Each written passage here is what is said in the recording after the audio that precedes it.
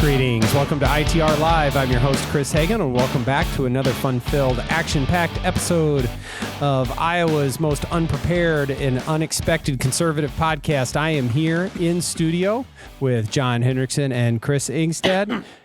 Welcome this afternoon, gentlemen. Hey, it's really good to be here. I can tell you. Yeah, thank you. Yeah, well, thank you guys. It's good to be back here. We had some challenges. I had to kind of clean up here in the studio, and nothing was in the right place, and so I know you guys were struggling. We had company. Yeah.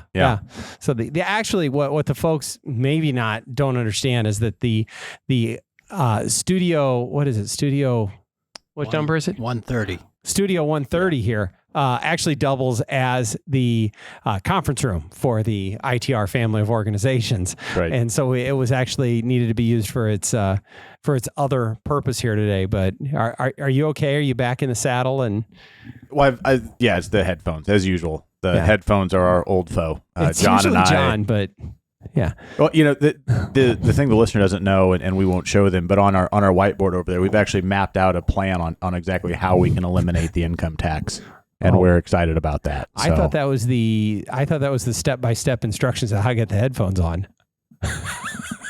Both of those things would make a lot of sense. Explain a lot. So there we go. Okay. Well, so this will make several episodes in a row here, gentlemen, where you are going to have to indulge me on talking about the state fair. But we do have something a little bit different today, and is that the Iowa Secretary of State, Paul Pape, runs a straw poll at the fair. Are you familiar with this? Yes. Now, in the past, it would be, I remember Channel 13 here, WHO had the little drop the corn kernels in. I don't know what happened to that. I always kind of enjoyed that. I thought it was kind of a fun little thing, and see the jars stack up. But it's now you go inside the Varied Industries building and you can vote. They are running 4 different tests in their straw poll. So Republican presidential choice, Democrat presidential choice, Libertarian presidential choice, and your favorite fair food. In theory, can one vote in all 4 of those elections, or are you supposed to sort of pick one? I think you were supposed to pick one. At least among the political. Right, yeah, if I remember right. So I think you got a Democrat choice, a Republican choice. Now, I don't think there's anything that would prevent you from, taking a lap around the building and come back and voting again. Sort of on your honor. Yeah. Right. Boy, that sort of segues right into the, later indictment discussions, but let's not get ahead of ourselves. Okay.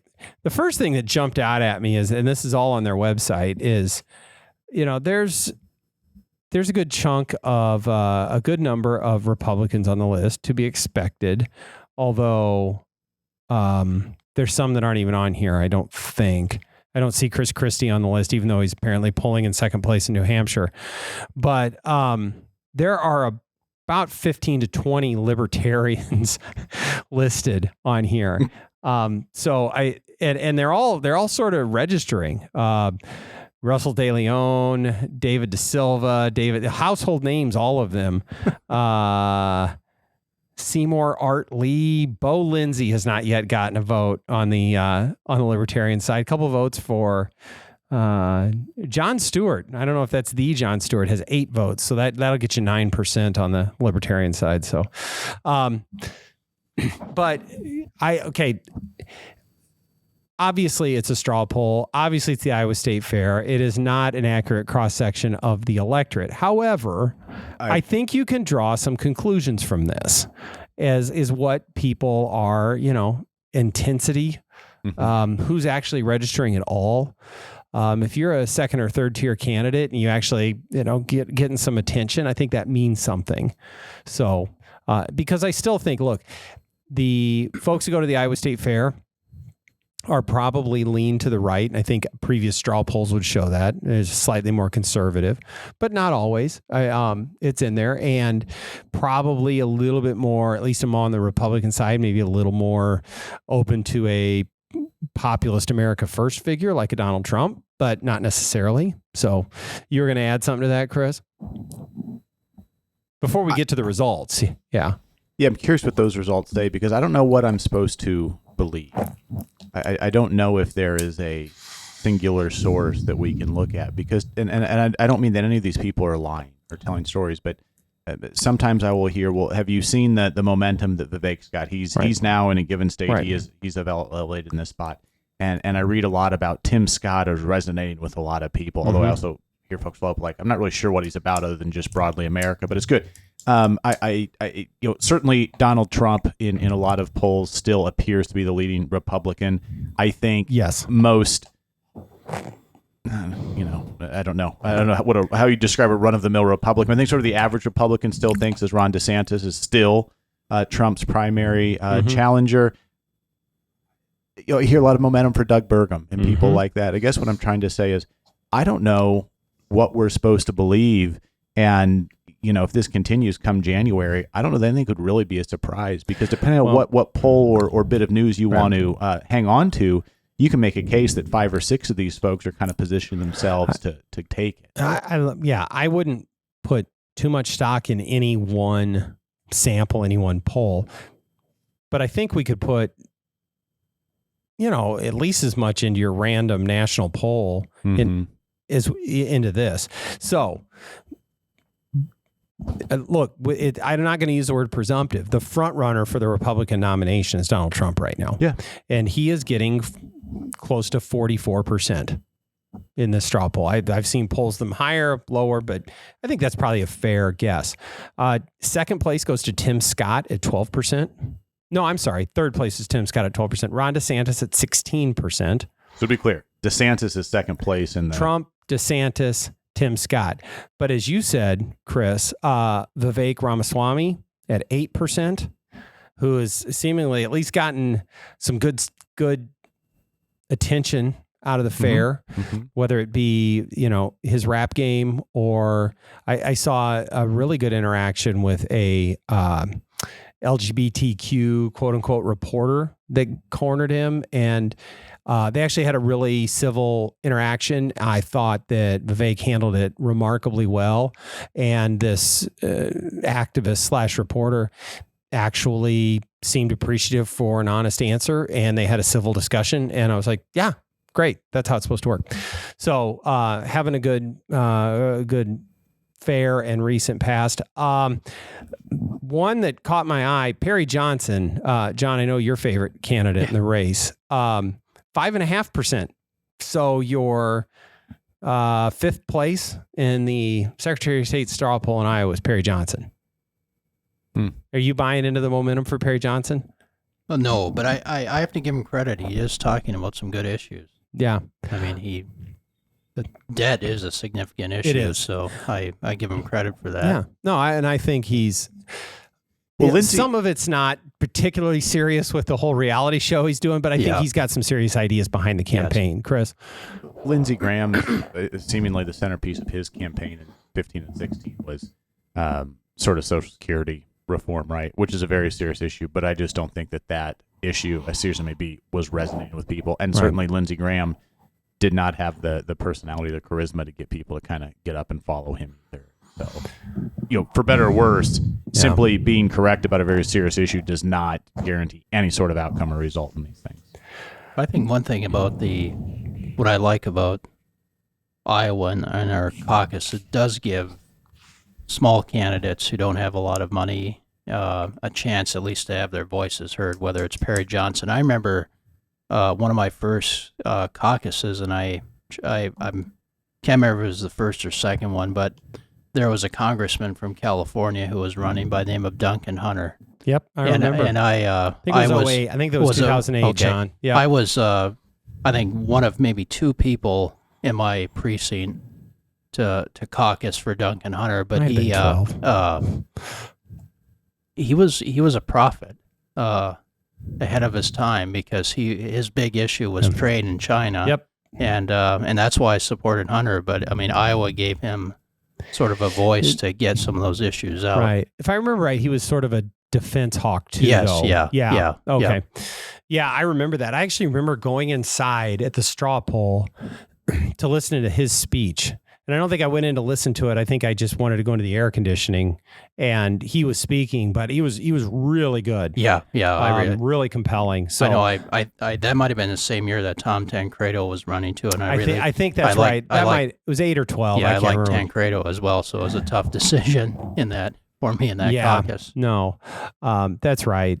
Well, I mean, tip of the hat to Perry Johnson here, because he is beating multiple former or sitting governors and the former vice president of the United States. So you can be as dismissive as you want of that, but by the way, John just maintained eye contact with me for a few seconds and then wrote down a bad word on his paper. So I'm curious where this is going, but I did something. I don't know. Do I want to just turn over control here to you, John? What? No. It was. I was reminded. I was remembering something I wanted to make for another topic we're going to discuss. So. Oh, not about me. No. Okay. Good. No. Okay. Good. Okay. So another thing that's noteworthy here, as long as we're putting at least a little bit of stock into these results, and these aren't final. There's still several days of the fair left. The Democrat side. Presidential candidates. So they have in the test 3 different people: President Joe Biden, Robert F. Kennedy, and Marianne Williamson. Mm-hmm. If you remember, yeah, 2 of those 3 people came to the fair. Right. That's right. Sitting incumbent President Joe Biden is getting 64% of the vote among Democrats at the Iowa State Fair. Should be a pretty smooth path to nomination then, right? Is that what we're saying? Less than 2/3 of Democrat voters are supporting him. 19% for Robert F. Kennedy and 17% for Marianne Williamson. Yes, please, John. Yeah, help me out here. I think I'm not, by no means, this is no endorsement of RFK Jr., but I watched this week his interview he did with Tucker Carlson on Tucker on Twitter. Yeah. And I would encourage people, because I thought RFK outlined a really good response to Ukraine and provide some good history to that as well. So, I mean, I think he's going to be a serious candidate in many respects, especially in New Hampshire. And then he could be similar to what Pat Buchanan was to George H.W. Bush in 1992 when King George was on the run. Yeah. After. Well, so somewhere on the left is like the counter to John Hendrickson, who's ready. There's a young leftist John Hendrickson that's going to watch the RFK Jr. campaign, be inspired, and dedicate themselves to a lifetime of study of presidential politics. Yes. Yeah.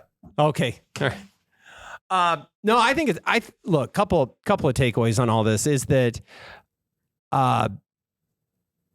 it is good to have these second, third tier candidates, whatever you want to call them.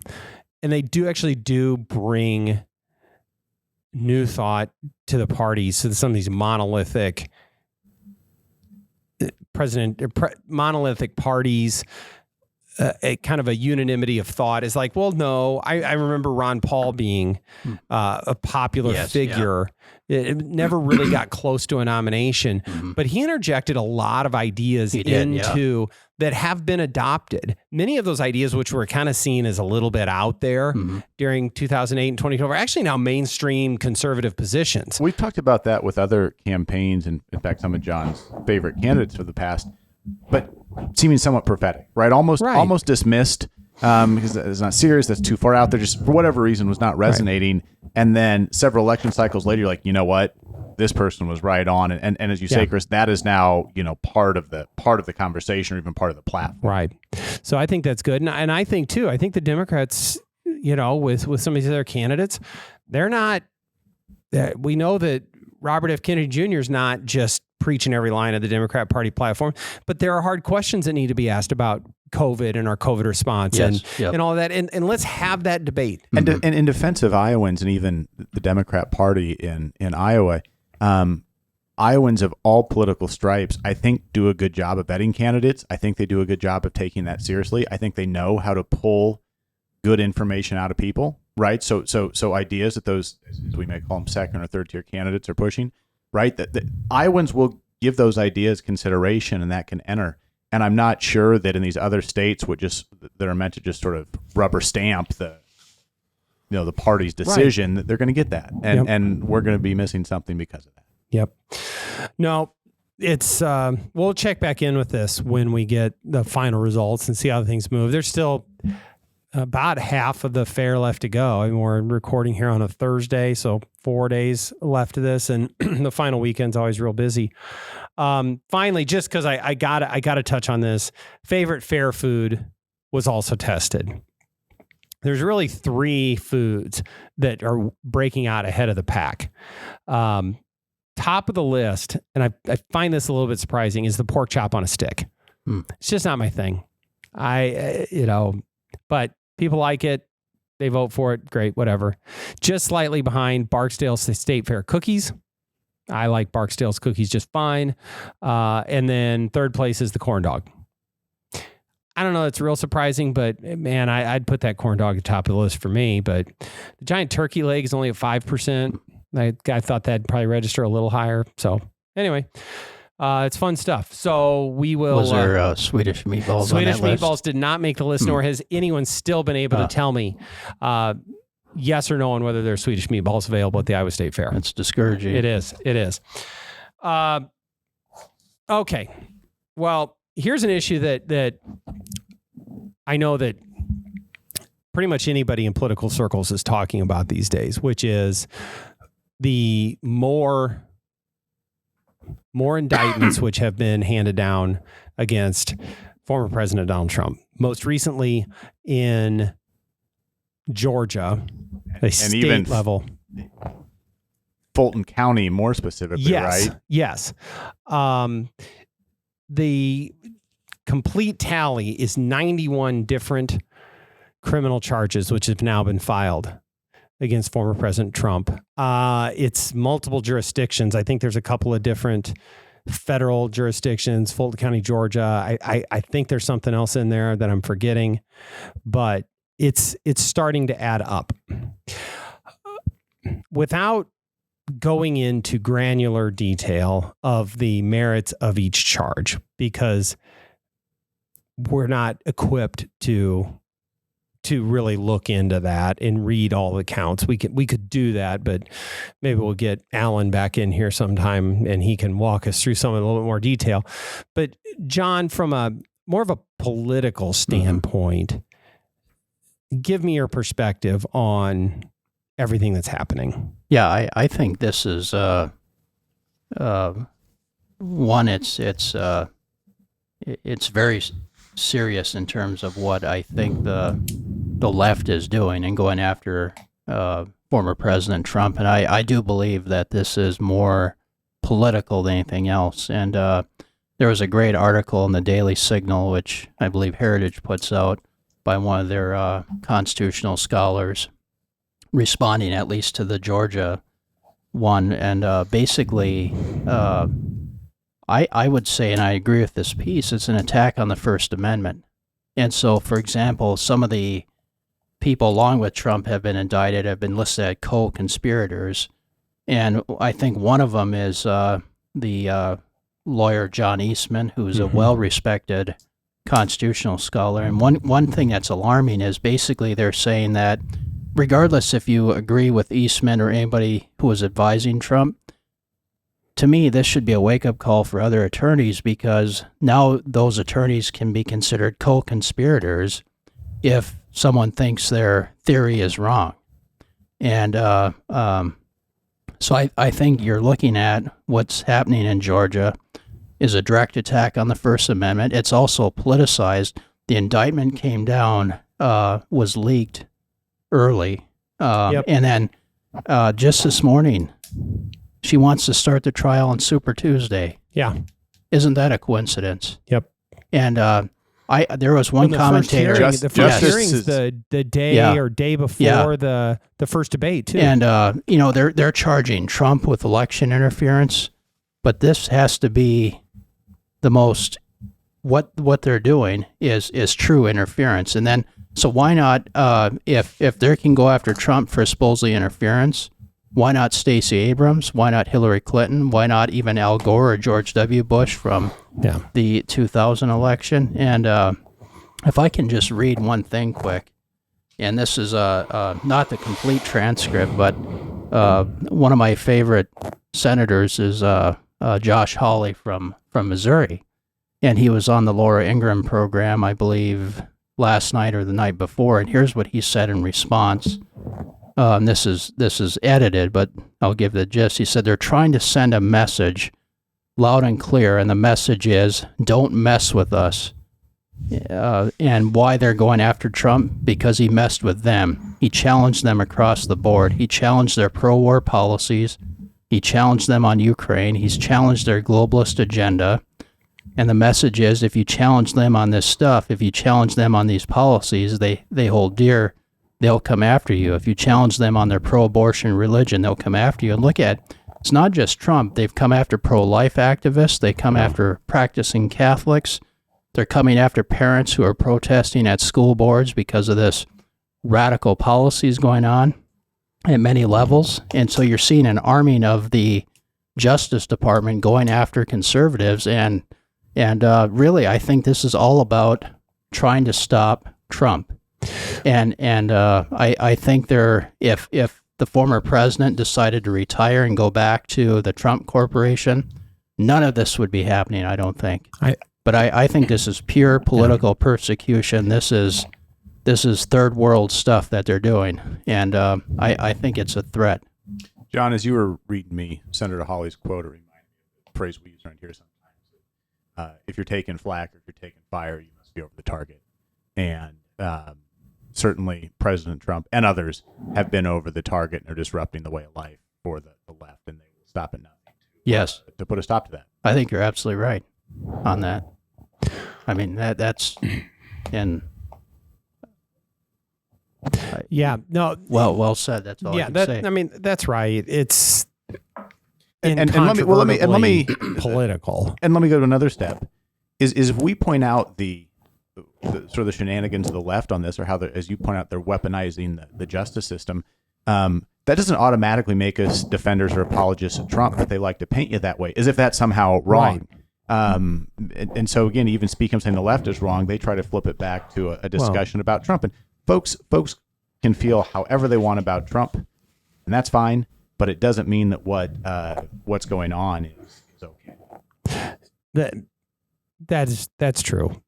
A little bit on the nature of the indictments themselves. I'm not going to hold myself out as an expert here, but I do think it's significant. John, you alluded to this, of the other co-conspirators that were named, if you would call them that, in a RICO lawsuit. So there were multiple defendants in this Georgia case, right? Well, I suspect that it's all political, just like you say, and they're really not all that interested in throwing the lawyers. Is it Eastman or Jen Ellis or whoever? Mm-hmm. Like, that's not the goal here, is to throw them in jail, right? The reason they're on there is to get them to testify against Donald Trump. The reason they're on there is see if who will crack and cut a deal to save themselves to testify against Donald Trump.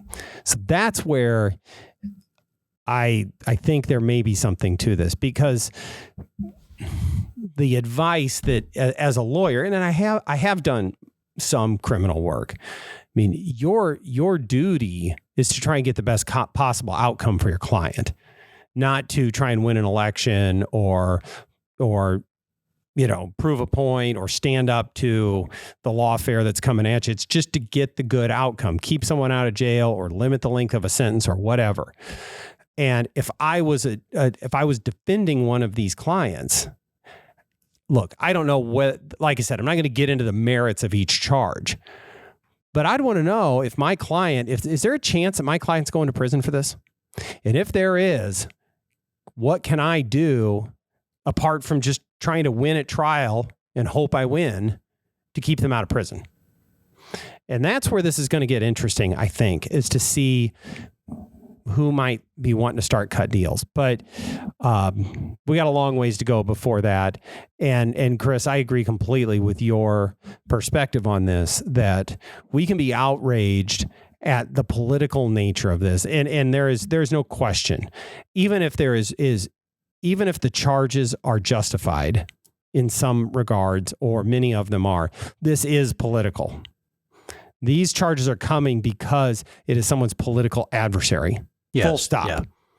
And Chris, one thing that kind of upset me this week was when this indictment came out, is listening to Never Trumpers, just how giddy they were, just thrilled that this could force him out of the race, and so this. Yeah, because that's been Trump's MO, is to pack up his stuff and go away. They want.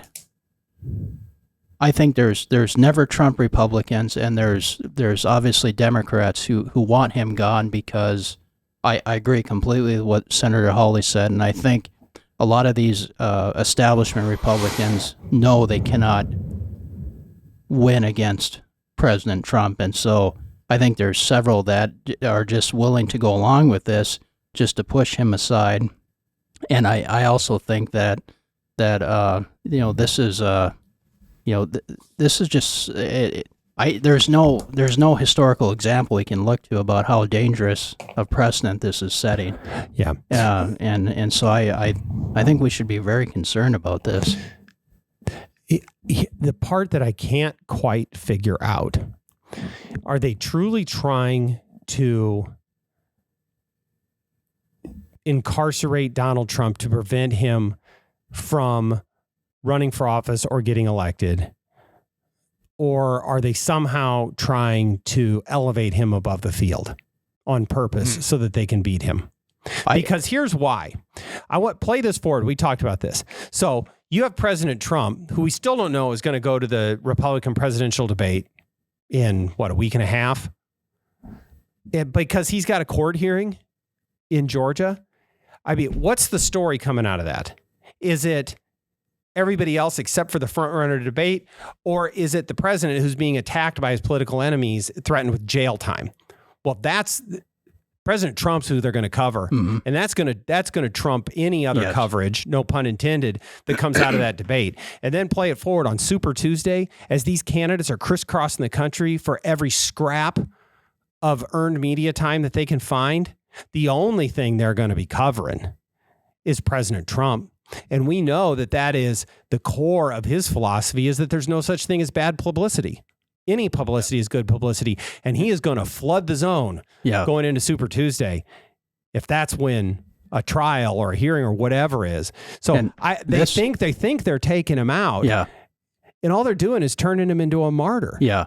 And this is we've seen that after the last indictment, his polls increased, and but I think the Democrats are using this in a sense to try to ensure that they hold on to power in this next election. Wow. And they are playing, and I think I've alluded to this, they are playing a very dangerous game. Yeah. Because if they think they're taking him out, they may actually be elevating and putting him back in the White House without even knowing they're doing it.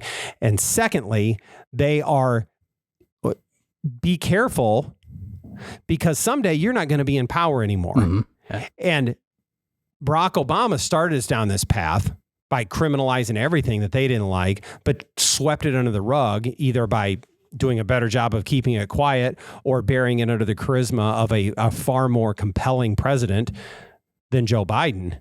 But now here we are, they're doing it again, and they're just doing it right out in the open. Yeah. Well, at some point, the other side decides to play by the same rules. And we saw this with judicial appointments. Mm-hmm. That you saw how awful the left was on judicial appointments, going all the way back to Robert Bork and Clarence Thomas. And then they're aghast when they wake up, and all of a sudden Republicans decide to flex a little muscle to get their candidates through. And they're just shocked and outraged that they would dare play by Harry Reid's rules. It's going to come back around. Yeah. And here's the other thing, John, that we've talked about. You want to full circle this. It's like seems like the new indictments come down every time we learn a little bit more about Hunter Biden and his connection. Absolutely. Are you any guys familiar with Robert L. Peters? I'm not, no. That was Joe Biden, one of his pseudonyms that he was using when he was communicating with Hunter Biden's. Huh. Yeah. Like every time we learn a little bit more that Senator Grassley or one of the others comes out with another smoking gun, more Trump indictments. Yes. Well, at some point, you're not going to be president anymore. And what happens then? So, I don't know. I don't want us to go down this path. Mm-hmm. I'd rather we just step back from the ledge. Yeah. But that apparently isn't an option for the Biden administration and this Department of Justice and rogue prosecutors around the country. And then they'll have a willing foil in Donald Trump. Right. And look, I know we've been very, defending President Trump here today, but we talked earlier in another show that this campaign about the 2020 election, or is this campaign about what lies ahead? Because if this campaign is about relitigating January 6th and 2020, we lose. And as much as you turn Donald Trump into a martyr over this stuff, it absolutely casts this entire campaign as about January 6th and the 2020 election. And that is not ground that we win on. Mm-hmm. So, good and bad. All right. John, you got me fired up today. Yeah. All right. Well, that's good. That's good. We didn't even get to our construction update and the dead sod out here. Yeah. And we haven't even made fun of Jonah Goldberg yet. I suppose we could get to that, but you were talking about the Never Trumpers. And what did Goldberg say? Well, he had a article that I don't know if it was today, but I came across it today where he was lamenting the increase in small donors to presidential campaigns and campaigns in general, and basically saying the rise of an increase in small donors leads to more extremism in politics, and that large-scale donors are better because they encourage moderation and candidates who be more moderate and they can win elections. I just found it interesting because he's a neoconservative. He supported the Bush democracy promotion. I imagine he's on the Zelensky Ukraine bandwagon for defending democracy over there. One can only assume, yeah. And yet he's criticizing a small town person or a small donor who may write a check to Donald Trump or someone who doesn't fit within his neoconservative agenda. And so I think that's interesting. Those dastardly Americans that want to give up a small portion of their hard-earned money to see that their voice is heard. But I'm sure if there's a small donor to one of his approved candidates, it would be fine. It would be fine. Yeah. But the hypocrisy is amazing. You know what? Maybe they're inspired by RFK Jr. and want to write that check.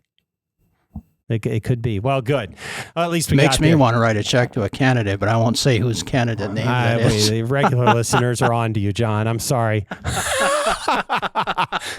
All right. Well, that is, I think, far beyond the time that we had allotted for today's episode, but I think it was worthwhile. So, gentlemen, thank you very much. Thank you, everyone.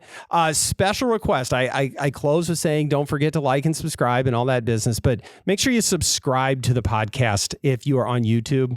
We're going to boost those. It helps increase our visibility and reach and all that. So please take the extra step and subscribe. But we appreciate you taking the time and spending it with us today. So with that, we will see you next time on ITR Live.